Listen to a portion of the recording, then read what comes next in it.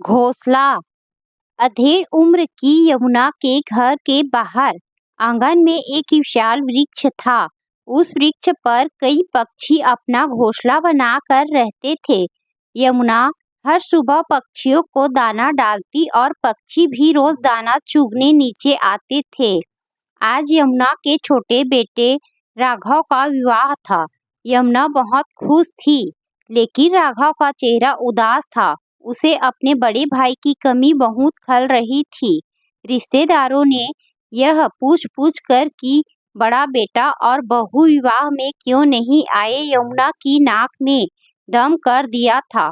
सच्चा कारण तो यमुना किसी को बता नहीं सकती थी। उसने बात को टालते हुए कहा, बच्चे की परीक्षा का समय है, इसीलिए वे लोग नहीं आ पाए। उसकी परीक्षा खत्म होते ही आ जाएंगे।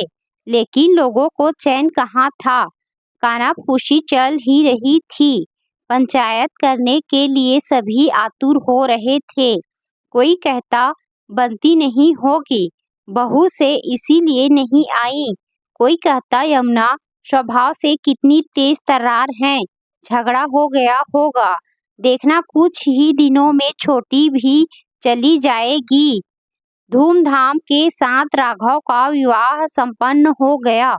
अपने भाई भाभी की कमी को महसूस करता हुआ राघव अपने साथ अपनी पत्नी को ब्याह कर घर ले आया।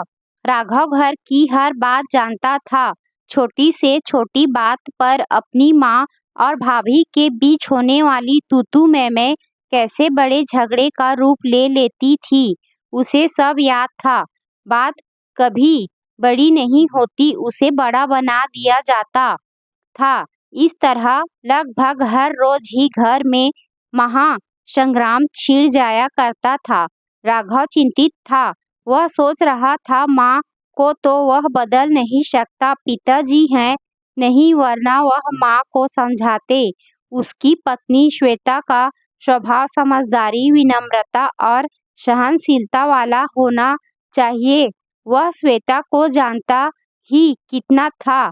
कोई प्रेम विवाह तो था नहीं। जो पहले से जाना पहचाना स्वभाव हो। सब कुछ भगवान भरोसे ही था। उसने सोचा कि वह श्वेता को पहले ही सब कुछ समझा देगा कि माँ की बातों को एक कान से सुनकर दूसरे से निकाल दे, उनकी बोली बातों पर ज्यादा ध्यान ना दे। राघव ने अपनी पत्नी से कहा, श्वेता अब तुम्हें ही इस घर को संभालना है। श्वेता ने बीच में ही प्रश्न कर दिया, भैया भाभी क्यों नहीं आए राघव? राघव ने बिना छिपाए श्वेता को सब सच सच बता दिया। श्वेता माँ और भाभी की आपस में बिल्कुल नहीं बनती। छोटी छोटी बातों में बड़े बड़े झगड़े हो जाते थे। किंतु एक दिन तो माँ ने सारी हद पार कर दी। भाभी की गलती इतनी ही थी कि वह बिना नहाए ही रसोई में आ गई थी। माँ का पारा चढ़ गया और तू-तू मैं से बात इतनी बढ़ गई कि माँ ने वह कह दिया जो उन्हें हरगिज नहीं कहना चाहिए था। ऐसा का कह दिया था माँ ने। माँ ने कहा, निकल जाओ मेरे घर से और मेरे मरते वक्त तक मुझे अपनी शक्ल मत दिखाना। भैया भी घर पर ही थे। उन्होंने माँ के पास जाकर कहा, माँ आप यह क्या कह रही हो? अभी आप गुस्से में हो, शांत हो जाओ। माँ ने भैया को भी कह दिया, जोरू का गुलाम बना फिरता है, तू भी चला जा। भाभी रो रही थी, भैया भी रोने लगे, लेकिन माँ का गुस्सा कम नहीं हुआ। बस उसके बाद भैया भाभी ने अलग रहना ही उचित समझा। रोज रोज की कलह से वे दोनों भी उकता चुके थे। एक ही शहर में अलग होकर रहने से अच्छा भैया ने अपना तबादला ही करवा लिया। वह भी भाभी की तकलीफ कब तक यूं ही देखते। थोड़ी गलती भाभी की भी थी। उन्हें वह काम नहीं करना चाहिए था जो माँ को पसंद नहीं। किंतु वह भी अपनी ही चलाती थी। सहनशीलता की उनमें भी कमी थी। श्वेता ने बीच में कहा, हाँ राघव, तुम सही कह रहे हो। ताली हमेशा दोनों हाथों से ही बजती है। श्वेता माँ के वो जहरीले शब्द भैया भाभी को सूल की तरह चुभ गए और उन्होंने घर छोड़ दिया। पता नहीं उन शब्दों के लिए आज तक भी माँ को पछतावा है या नहीं। श्वेता, कटु वचन तो तीर की तरह होते हैं। एक बार जीभ से निकल गए तो निकल गए, फिर वापस नहीं आते। जिसके दिल पर जाकर वह कटु शब्द लगते हैं उसे ऐसा आघात पहुँचते हैं कि उनका वह घाव नासूर बनकर ताउम्र उन्हें परेशान करता रहता है। भैया भाभी के साथ भी यही हुआ है। श्वेता, मैं तुमसे यह उम्मीद लगा रहा हूँ कि तुम सब संभाल लोगी। भैया भाभी तो चले गए, किंतु हम माँ को अकेला छोड़कर कहीं नहीं जा सकते। हमें हमेशा यहीं रहना होगा, माँ के पास। क्या तुम माँ के गुस्से को अपने प्यार और सहनशीलता से काबू में रख सकोगी? राघव, तुम चिंता मत करो। मैं पूरी कोशिश करूंगी कि सब कुछ संभाल सकूं।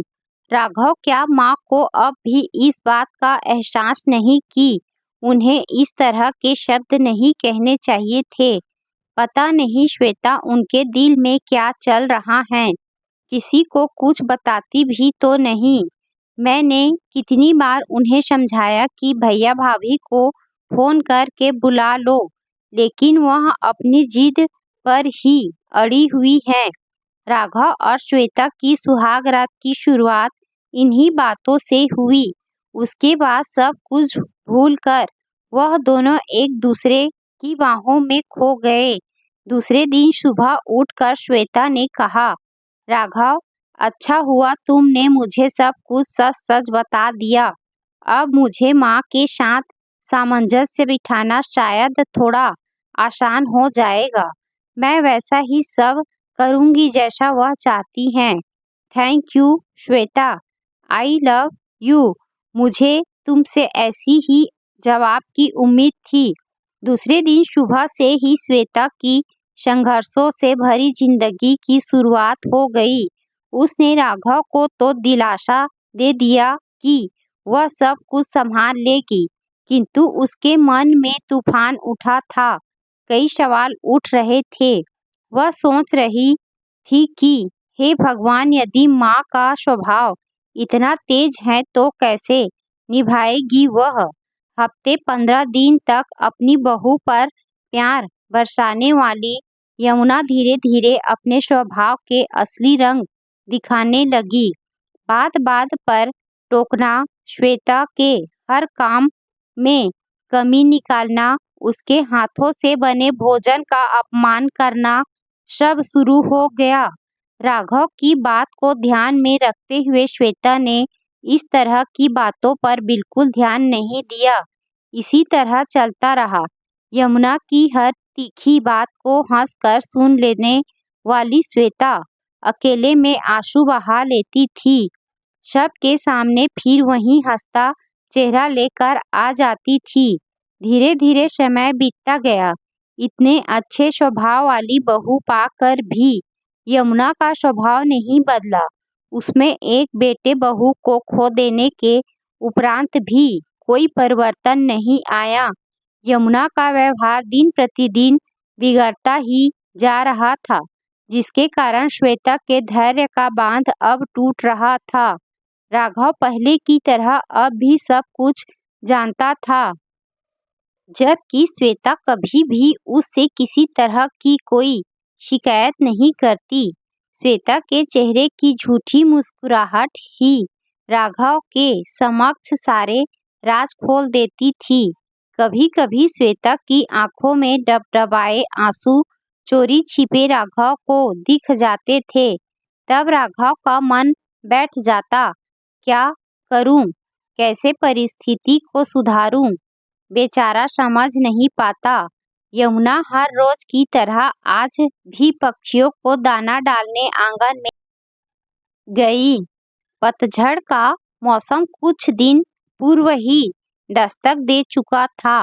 रात को काफी तेज हवा के साथ आंधी ने अपना रौद्र रूप दिखाया था।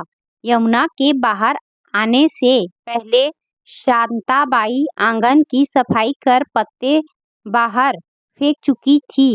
यमुना ने दाने डाले, लेकिन वृक्ष से कोई भी पक्षी नीचे दाना चुगने नहीं आया। तब यमुना ने अपने वृक्ष की तरफ नजर उठाकर ऊपर देखा तो आज उसका हरा भरा लहलहाता वृक्ष सूना दिखाई दे रहा था। धीरे धीरे पत्ते उसका साथ छोड़ गए थे। यह दृश्य देखकर यमुना दुखी हो गई।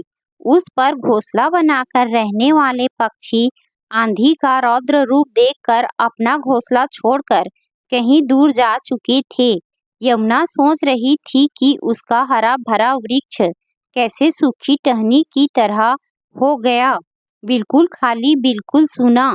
पक्षियों को आराम नहीं, पत्तों का साथ नहीं, इसीलिए वह भी यहाँ से चले गए किसी और घने वृक्ष पर अपना नया घोंसला बनाने, जहाँ उन्हें सुकून मिलेगा, उनका मन आनंदित होगा, उनकी सुबह रंगीन होगी, शाम आराम से शांति प्रिय वातावरण में उन्हें सोने देंगी।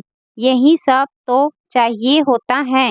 इतना सोचते ही उसने अपने आंगन के साथ ही साथ अपने घर के अंदर भी नजर डाली, जो उसे आज इस सूने खाली वृक्ष की तरह ही नजर आ रहा था, जिस पर से कुछ पक्षी सुख शांति की तलाश में कहीं दूर जा चुके थे।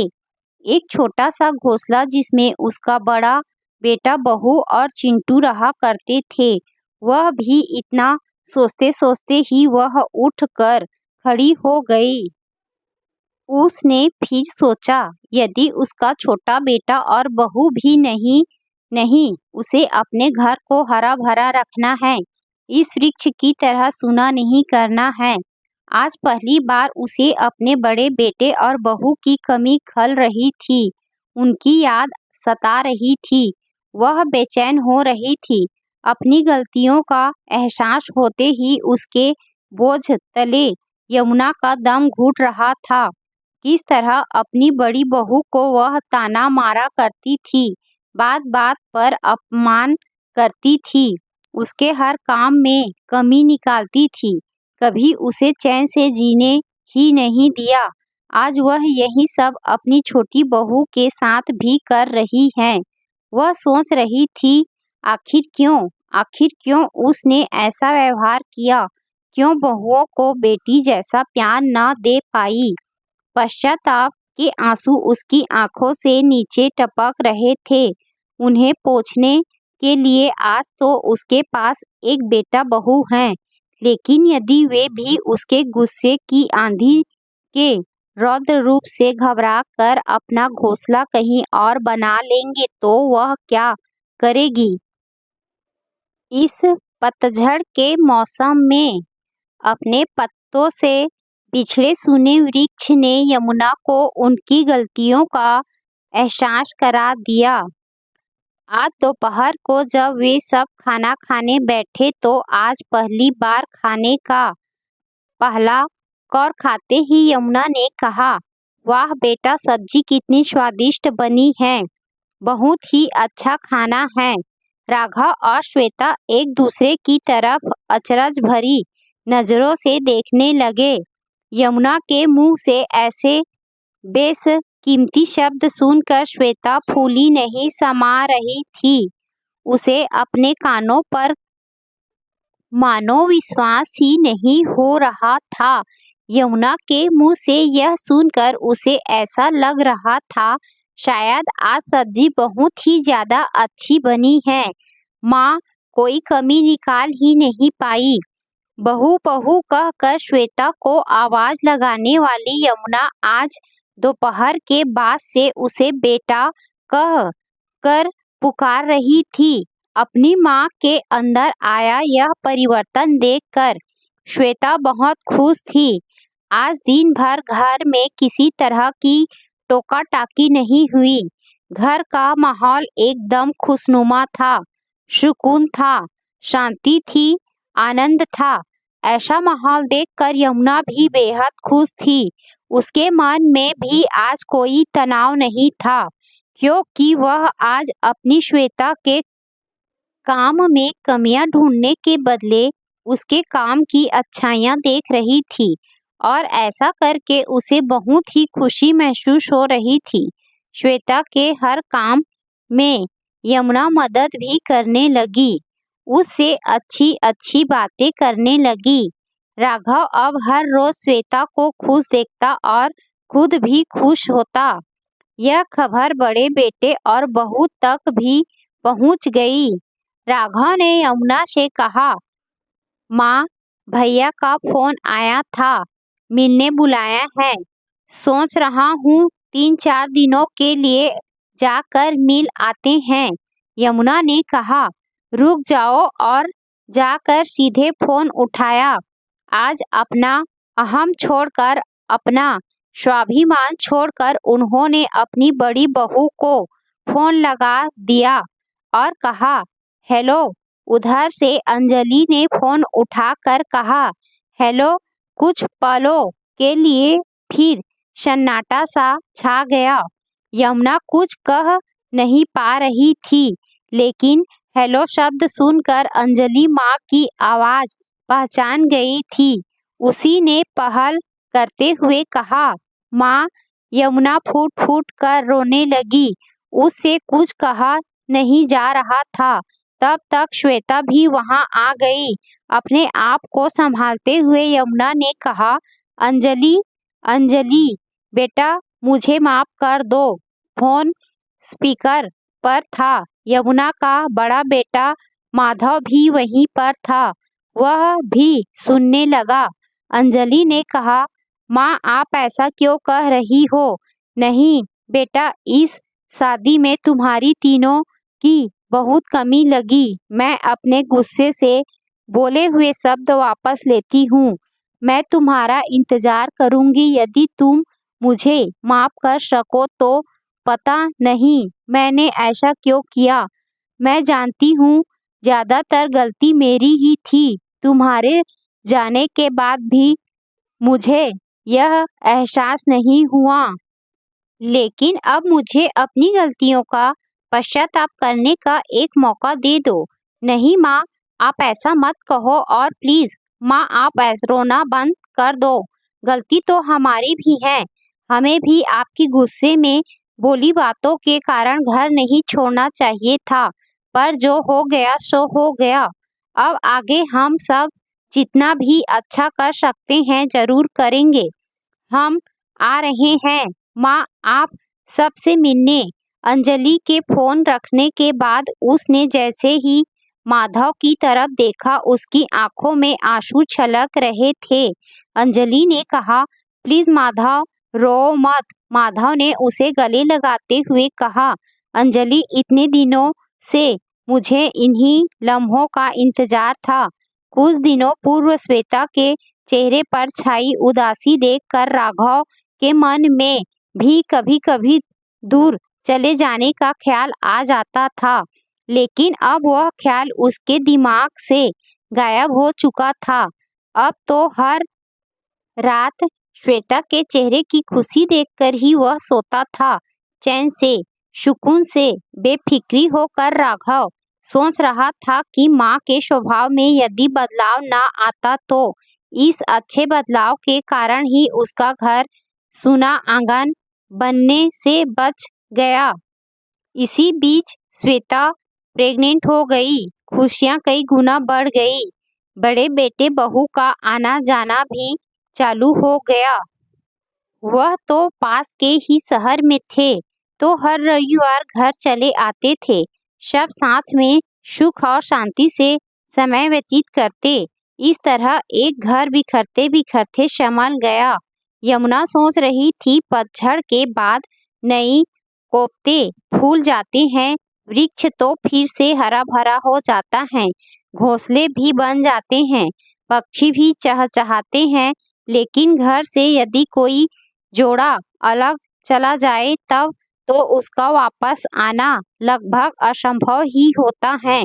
वह आंगन फिर से वैसा ही हरा भरा कभी नहीं हो पाता। वक्त रहते वह संभल गई, इसीलिए छोटा बेटा बहू उसके साथ हैं, वरना उसके घर पर ऐसा पतझड़ आता कि वह फिर जीवन भर हरा भरा नहीं हो पाता। आंगन में बैठी यमुना आज अपने वृक्ष को निहार रही थी, जो फिर से हरा भरा हो गया था। नई कोपलें फूट चुकी थी, पत्तियां बड़ी होकर शोर मचाना शुरू कर चुकी थी, पक्षी घोंसला बना रहे थे। श्वेता ने भी एक बिटिया को जन्म दिया। घर में भी किलकारियां गूंजने लगी। यमुना चिड़िया को चोंच में दाना लेकर जाती देख रही थी कि वह कैसे अपने बच्चे को खिलाती हैं। देखते देखते वह सोच रही थी कि कितने प्यार से हम अपने बच्चों को बड़ा करते हैं, हर दुख भी हंसते हंसते सह लेते हैं, लेकिन बेटे के विवाह के बाद क्यों हमारा मन इतना छोटा हो जाता है? यह एक ऐसा प्रश्न था जिसका जवाब वह खुद भी नहीं ढूंढ पा रही थी।